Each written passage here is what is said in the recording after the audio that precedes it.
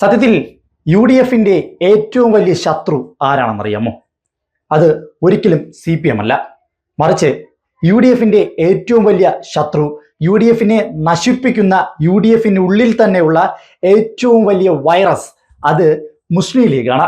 ഇത് പറഞ്ഞത് ഞാനല്ല, മറിച്ച് യു ഡി എഫ് പ്രവർത്തകൻ തന്നെയാണ്, ഒരു കോൺഗ്രസ്സുകാരൻ തന്നെയാണ് ഈ ഒരു വാസ്തവം പുറത്ത് പറഞ്ഞിരിക്കുന്നത്, തുറന്നു പറഞ്ഞിരിക്കുന്നത്. അതൊന്ന് കേൾക്കാം. പക്ഷെ ഞാൻ എന്റേതായ രൂപത്തിൽ ചില ശ്രമങ്ങളൊക്കെ നടത്തി. പക്ഷെ യു ഡി എഫിന്റെ സംബന്ധിച്ചോളം അല്ലെങ്കിൽ നമ്മളെ സംബന്ധിച്ചോളം നമ്മുടെ ഒരു ശത്രു എന്ന് പറയുന്നത് നമ്മൾ ഉദ്ദേശിക്കുന്ന പോലെ CPM അല്ല.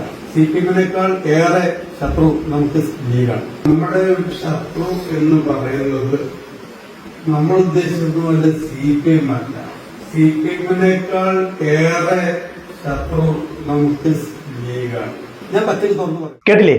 ഈ വാസ്തവം പച്ചയ്ക്ക് യു ഡി എഫ് സ്ഥാനാർത്ഥികളോടും കോൺഗ്രസ് പ്രവർത്തകരോടും തുറന്നു പറഞ്ഞിരിക്കുന്നത് കോൺഗ്രസ് ചെങ്കള മണ്ഡലം പ്രസിഡന്റായ അബ്ദുൾ റസാഖ് എന്ന് പറയുന്ന ഒരു കോൺഗ്രസ് പ്രവർത്തകൻ തന്നെയാണ്, അല്ലെങ്കിൽ ഒരു യു ഡി എഫ് പ്രവർത്തകൻ തന്നെയാണ്. അതായത് കോൺഗ്രസ് എന്ന് പറയുന്ന പ്രസ്ഥാനത്തിനും അതുപോലെ തന്നെ യു ഡി എഫ് എന്ന് പറയുന്ന സഖ്യത്തിനും ഏറ്റവും വലിയ ഭീഷണി, ഏറ്റവും വലിയ ശത്രുവായി മാറുന്നത് സത്യത്തിൽ ഈ പറയുന്ന മുസ്ലിം ലീഗ് തന്നെയാണ്. എപ്പോഴും മാധ്യമങ്ങളും സോഷ്യൽ മീഡിയയും എന്തിനേറെ പറയുന്നു, വലതുപക്ഷത്തിന് വേണ്ടി സംസാരിക്കുന്നവരൊക്കെ പറയുന്നത് യു ഡി എഫിനെ എതിർക്കുന്നത്, യു ഡി എഫിനെ നശിപ്പിക്കാൻ ശ്രമിക്കുന്നത് CPM ആണെന്നാണ്. നിങ്ങൾ ചിന്തിക്കുക, CPM-ന്, ഇടതുപക്ഷത്തിന് കൃത്യമായ നിലപാടുകളുണ്ട്. ആ നിലപാടുകളിൽ ഊന്നിക്കൊണ്ട് തന്നെയാണ് അവർ മുന്നോട്ട് പോകുന്നത്.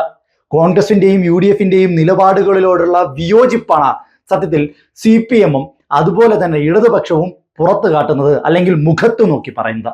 അല്ലാതെ മുസ്ലിം ലീഗിനെ പോലെ കോൺഗ്രസിനും യു ഡി എഫിനും അവരുടെ നിലപാടിലെടുക്കുന്നതിൽ എന്തെങ്കിലും പ്രശ്നമുണ്ടെങ്കിൽ കൂടെ നിന്ന് കാലുവാരുന്ന പ്രവണത CPM-നില്ല.